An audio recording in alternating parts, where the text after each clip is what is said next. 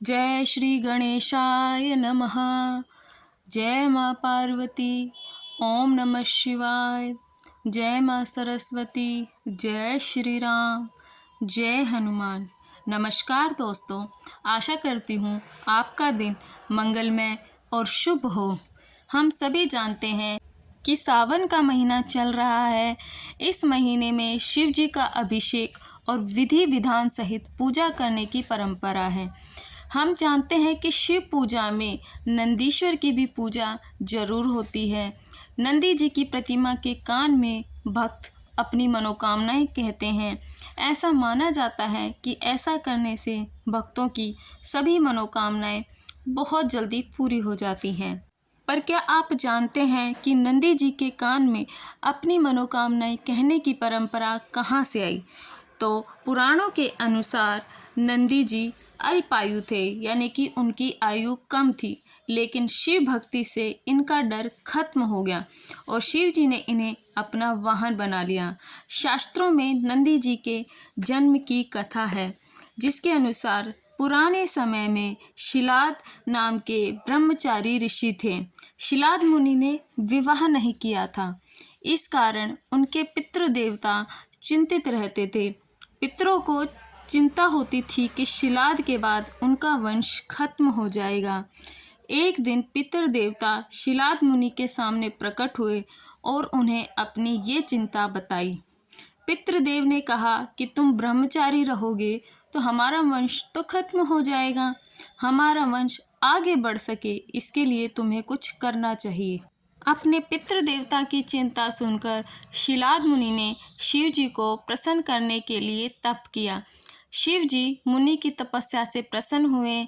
शिलाद मुनि के सामने शिव जी प्रकट हुए। शिव जी शिलाद मुनि से वरदान मांगने के लिए कहा, तो शिव जी से शिलाद मुनि ने वरदान में एक पुत्र मांगा।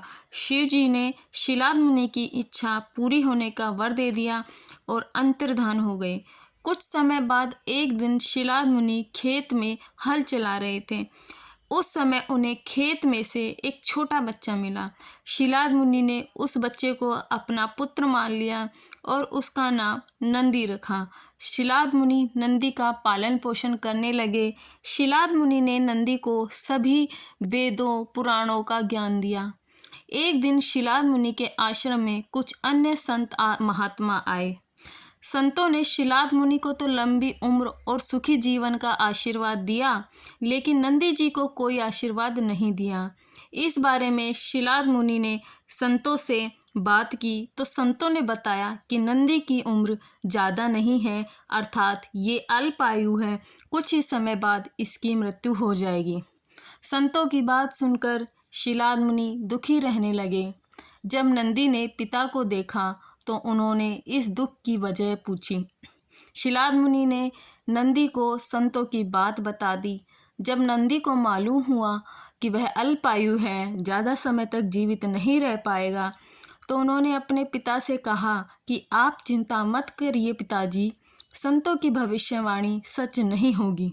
नंदी जी की तरह अगर कोई व्यक्ति ठान ले कि मुझे ये चीज़ प्राप्त करनी है, तो भाग्य भी उसका कुछ नहीं बिगाड़ सकता। अपनी मेहनत से, अपने तप से वह सब कुछ हासिल करता है।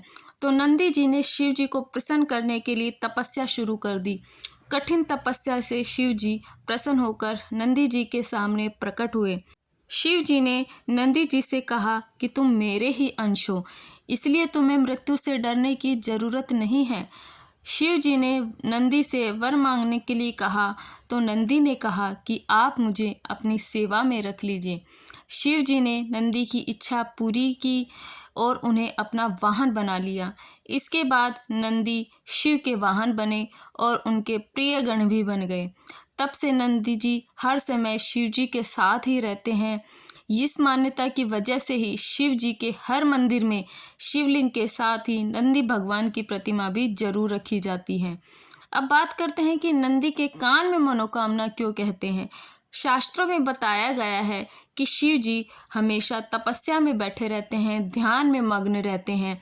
तो ऐसी स्थिति में शिव जी के भक्त जब पूजा पाठ करते हैं तो वो अपनी मनोकामनाएं नंदी जी के कान में कह देते हैं। और जब शिव जी की तपस्या पूरी हो जाती है तब नंदी शिव भक्तों की मनोकामनाएं उन्हें बता देते हैं। इसके बाद शिव जी अपने भक्तों की सभी इच्छाएं पूरी करते हैं। तो अब आप जान गए होंगे कि हम नंदी जी के कान में अपनी मनोकामनाएं क्यों कहते हैं, क्योंकि वे शिव जी के परम प्रिय हैं और शिव जी उनकी बात अवश्य सुनते हैं। अगर ये कथा आपको अच्छी लगी तो इस वीडियो को लाइक करें और चैनल को सब्सक्राइब ज़रूर करें। जय भोलेनाथ, जय माँ पार्वती। आपका दिन मंगलमय और शुभ हो।